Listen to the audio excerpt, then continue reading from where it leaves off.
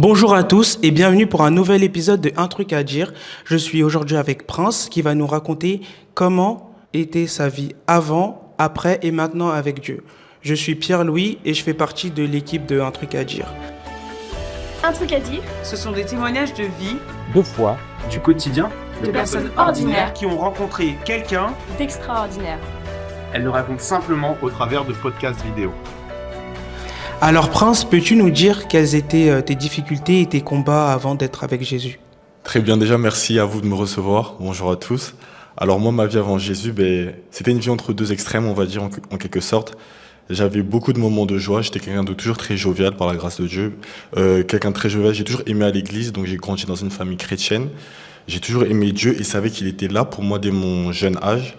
Mais Dieu a certaines blessures telles que le rejet, le manque de connaissance de ma valeur, on m'embêtait souvent à l'école, notamment par rapport à mon physique. On me disait souvent que j'avais des grosses babines, donc grosses lèvres et tout.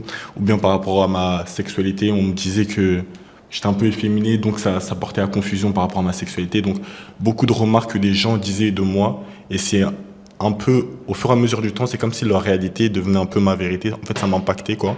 Je sais que même une fois, pour te dire, j'étais parti à l'église et on m'a coursé, juste par rapport à ma différence et tout.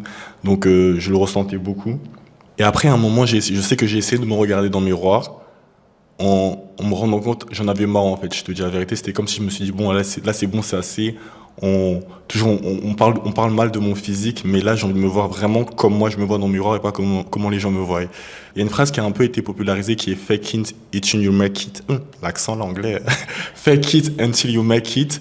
Donc en gros c'est une phrase que j'ai connue bien après avoir établi ce procédé, on va dire, mais qui veut dire fais semblant jusqu'à ce que ça devienne vrai. Ça veut dire que quand je me regardais dans le miroir, petit à petit je me suis dit mais en fait je suis beau. Je suis ceci, je suis pas ce que les gens disent de moi. J'ai commencé à me forcer à trouver de la valeur à mon physique, non plus par rapport à ce que les gens disaient de moi, mais par rapport à ce que moi je voyais. Et petit à petit, ça a pris forme, je commençais à avoir de plus en plus confiance en moi.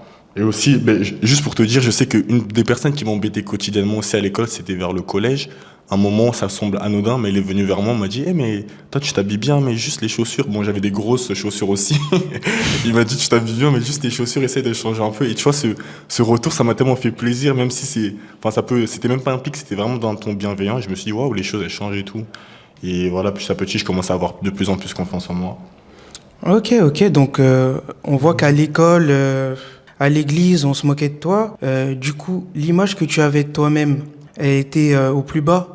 Tu dis que tu allais à l'église depuis très jeune, mais alors, quelle était ta vision de Dieu dans tout ça? Qui était Dieu pour toi? Il y a eu plusieurs étapes dans ma compréhension de qui est Dieu. Quand j'étais enfant, je sais en fait, j'ai grandi dans une famille où je suis le troisième, on est 5, et je suis le troisième, donc 4 garçons, et moi je suis le troisième et une petite sœur.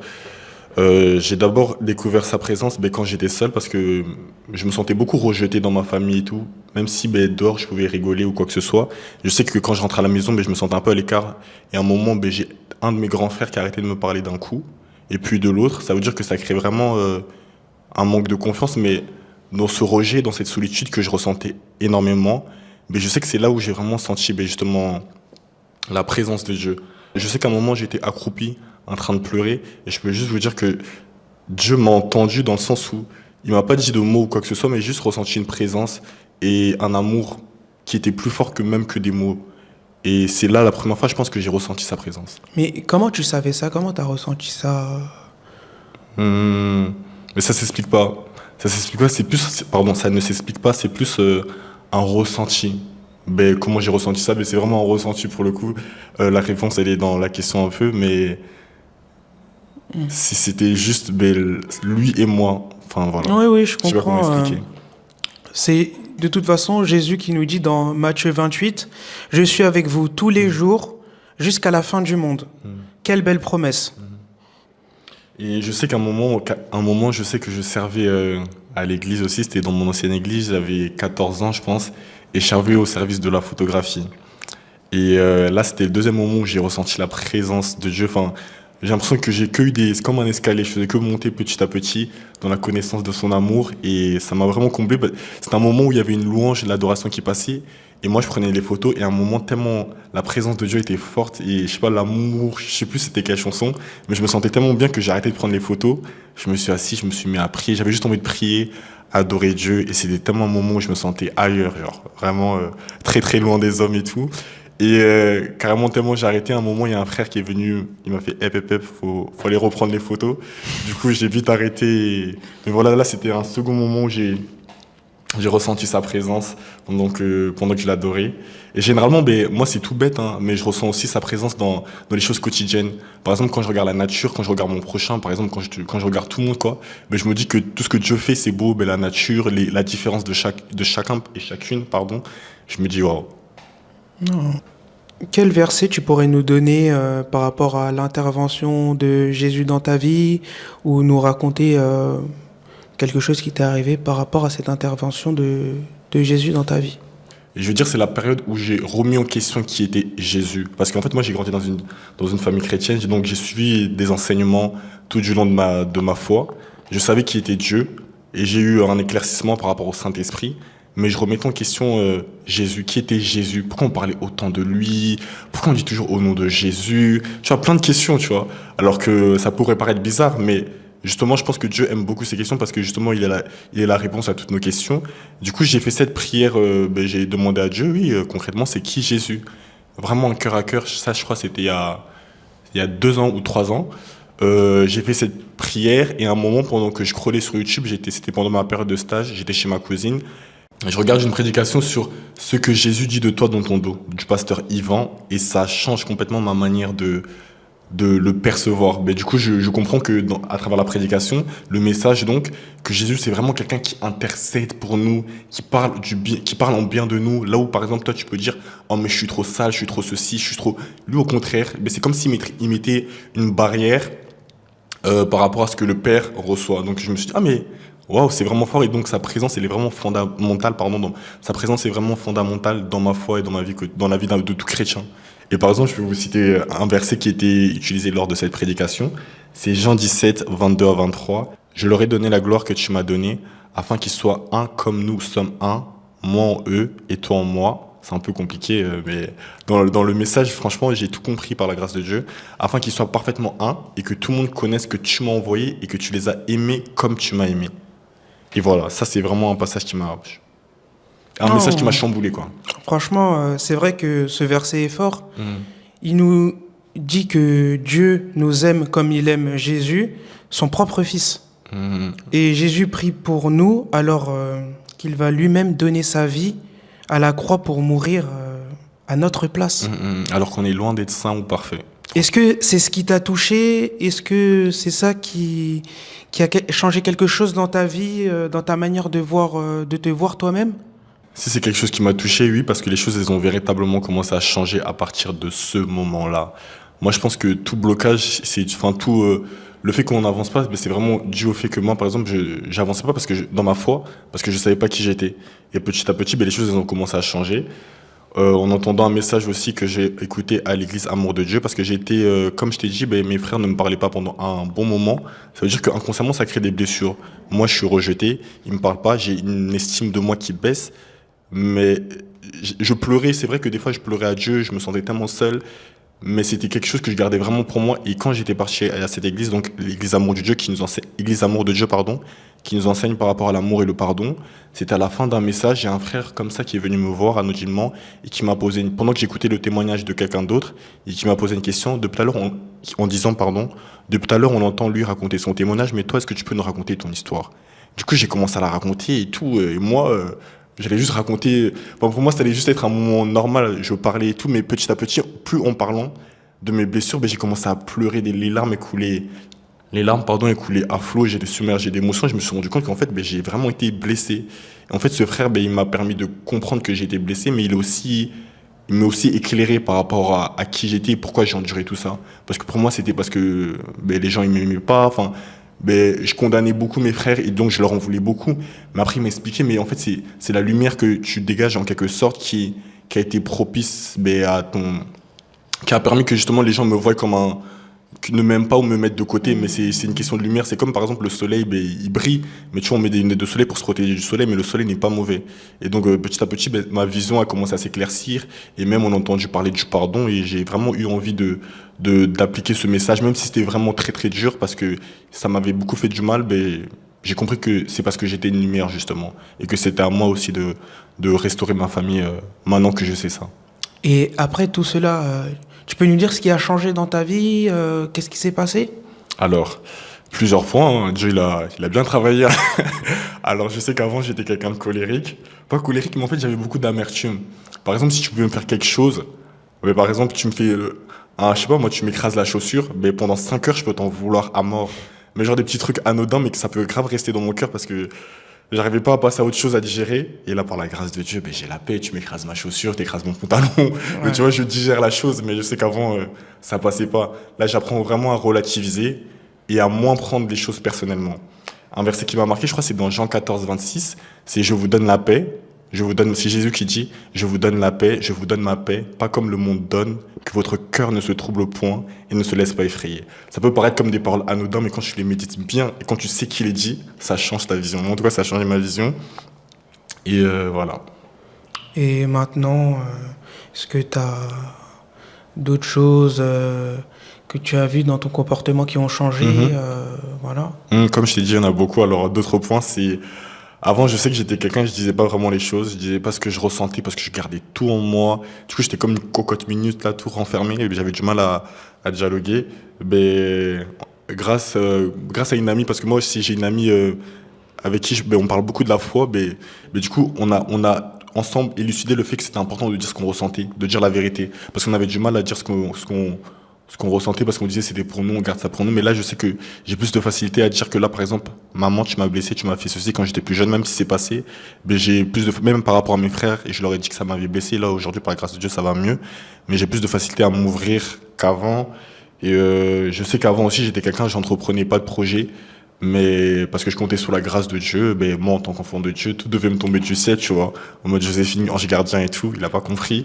Du coup, Dieu m'a vraiment donné la sagesse. Mais quand je t'ai dit, à un moment dans ma vie chrétienne, j'ai demandé à Dieu la sagesse et je sentais que je commençais à l'avoir. Et du coup, ben, petit à petit, c'est pas directement tout ce que je raconte, ça a vraiment pris du temps. Et même encore aujourd'hui, je suis encore dans ce processus. C'est pour ça que avec Dieu, il y a jamais rien qui est acquis. C'est là aujourd'hui, j'apprends à entreprendre des choses, à faire partir la peur. Je sais que j'entreprends des projets. Avant, pour moi, j'étais juste un suiveur, celui qui suit. Là, j'apprends à initier des projets, à initier des projets, à initier des choses dans ma vie quotidienne, dans ma foi, ou bien même dans mon travail. Je suis acteur, réalisateur, ou même dans mon église, par exemple. Donc, il y a ça. Et avant, un autre point aussi, ça peut paraître fou, mais je me trouvais pas très cultivé, même très éloquent. Donc, je complexais beaucoup, je me comparais beaucoup. Donc, par rapport à mon physique, aussi par rapport à mon comportement, même par rapport à mon comportement, ça arrivait il y a 5 ans, je pense, où j'ai vraiment eu un truc où j'étais mal parce que j'avais l'impression que je savais pas m'exprimer. Du coup, je partais sur Internet, je mettais expressions françaises, je les copiais-collais, je voulais absolument les apprendre, par cœur, genre en mode, pour bien m'exprimer, pour voilà, taper, montrer aux gens que je tchatche, quoi. Bref, du coup, plein de trucs comme ça, mais là, je sais que par la grâce de Dieu, j'ai même plus ce complexe. Et je sais que, en toute humilité, je sais que je peux bien m'exprimer et tout sans forcer. C'est vraiment quelque chose qui a changé. J'ai plus de pression à me dire, ah, il faut que je sois. Non, c'est en passant du temps dans la présence de Dieu, en méditant sa parole, plein de choses, plein d'éléments qui m'ont permis d'être à l'aise avec moi-même, à l'aise avec mon physique. Et aussi, avant, le plus grand des points qui a vraiment, donc je suis vraiment reconnaissant par rapport à ce que Dieu a fait. Avant, je parlais pas à mes frères depuis mes 14 ans. Et c'était vraiment quelque chose qui m'avait blessé. Même moi, j'étais grave dans la provocation. Je sais que je cherchais beaucoup l'attention de mes frères en embêtant surtout un. C'était vraiment mon jeu. Moi, c'était vraiment comme mon meilleur ami. Mais tu vois, lui, quand il a arrêté de me parler, il a arrêté de me parler après mon deuxième grand frère. Je le piquais beaucoup, je l'embêtais beaucoup. Et bref, c'était assez chien et chat, quoi. Parce que justement, j'ai l'impression que je cherchais son attention. Après, je me suis dit que c'est pas bien, qu'il faut que j'arrête. Et Dieu m'a rappelé à l'ordre, en gros, en quelque sorte. Et donc, j'ai arrêté. Et ce même frère, comme je t'ai dit, j'ai entendu parler d'un message qui parlait de l'amour et le pardon. ben, je me suis dit que faut que je parle avec lui. Peut-être que quand j'étais petit, j'ai fait quelque chose qui l'a blessé. Là, peut-être, ben, il est temps de briser la glace, de communiquer avec lui. Donc, je me suis mis à lui demander. Donc, j'ai eu des discussions avec l'un comme l'autre. Et même l'autre m'a envoyé un message qui m'a trop touché parce que, justement, moi, ben, en fait, on grandissait. Ça, c'est des choses qui s'étaient passées quand on était vraiment très, très jeunes, tu vois, le fait qu'on se parlait pas. Et lui, il a grandi. À un moment, il m'a envoyé un message qui m'a touché. Et c'était le moment où je m'efforçais aussi, de le pardonner, comme quoi Dieu est fort. Je sais qu'on se disait juste bonjour à un moment il y a 2 ans, mais c'était vraiment cordial par politesse. Il m'a envoyé un message en me disant, Prince, j'ai l'impression que tu m'aimes pas. Et genre, ça m'a touché parce que moi, j'avais l'impression qu'il m'aimait pas. Et donc, mais en fait, ce que Dieu a permis, c'est, il a mis une communication, il a permis une communication. Et donc, avec lui, ça va beaucoup mieux, on se reparle, et même avec l'autre, c'est vraiment devenu mes frères, quoi. Alors qu'avant, c'était des inconnus, on s'ignorait. En plus, on a un duplex chez nous. On a un duplex, pardon, donc il y a des escaliers. Je sais qu'à un moment, il y avait un qui avait fait une chose qui m'avait blessé. Désolé, je parle beaucoup. Il y en a un qui avait fait une chose qui m'avait blessé, mais c'est, on montant des escaliers, moi je montais, lui il descendait, et genre c'est comme s'il m'esquivait. Genre carrément, Comme il si voulait vous pas vous me connaissiez toucher. pas. Exactement, il ne voulait pas me toucher et tout, et bref, il y avait vraiment une discorde, une animosité qui sortait de nulle part. Et par la grâce de Dieu, ça va mieux et tout. Marlos avec eux, c'est restauré et on se reparle. Voilà. Non, mais vraiment, waouh, on voit vraiment que Jésus, que Dieu vraiment a agi dans ta vie, mais très profondément parce qu'il te connaît par cœur. Et est-ce que toi, tu aurais des conseils à donner à des personnes qui ont peut-être vécu la même situation que toi, qui ont eu un manque de confiance en elles qu'est-ce que tu pourrais donner comme conseil à toutes ces personnes-là qui peuvent se voir en toi? Ce que je pourrais leur donner, ben, c'est ce que j'ai reçu, c'est vraiment qu'on a de la valeur aux yeux de Dieu. Et moi, c'est quelque chose qui m'a beaucoup enseigné. Notamment quand tu lis la parole, quand il dit que il a promis des projets de paix, de bonheur pour nous, ben, enfin, du coup, moi, ma vision, ma vision qui a été alternée par le monde dans lequel je vivais, les gens qui me disaient que oui, j'étais ceci, j'étais cela, ben, en Dieu, pardon, j'ai trouvé la vérité. Avant, je sais que, par exemple, on pouvait me dire que j'étais moine Amabé, donc enfant mauvais, ça veut dire.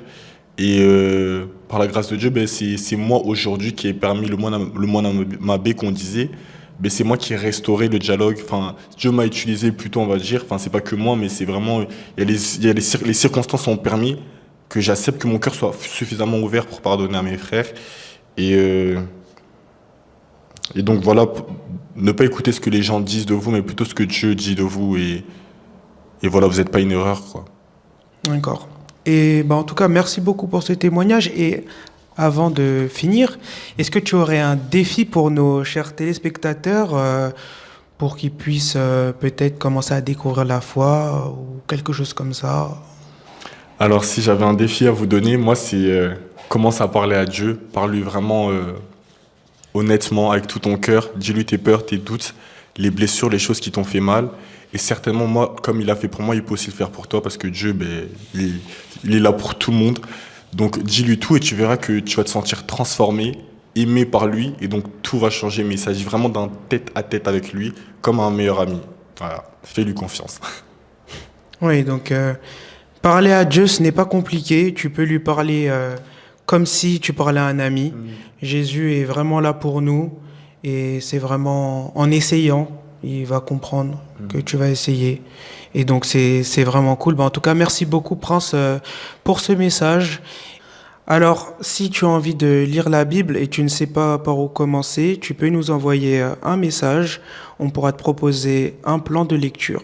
Et pour terminer, j'aimerais te laisser avec le verset 13 et 14 du psaume 139. C'est toi qui as formé mes reins, qui m'as tissé dans le ventre de ma mère. Je te loue de ce que je suis, une créature si merveilleuse. Tes œuvres sont admirables et je le reconnais bien. Alors, si toi aussi tu as un truc à dire, tu peux nous envoyer un message sur Instagram ou sur notre boîte mail. Merci, au revoir.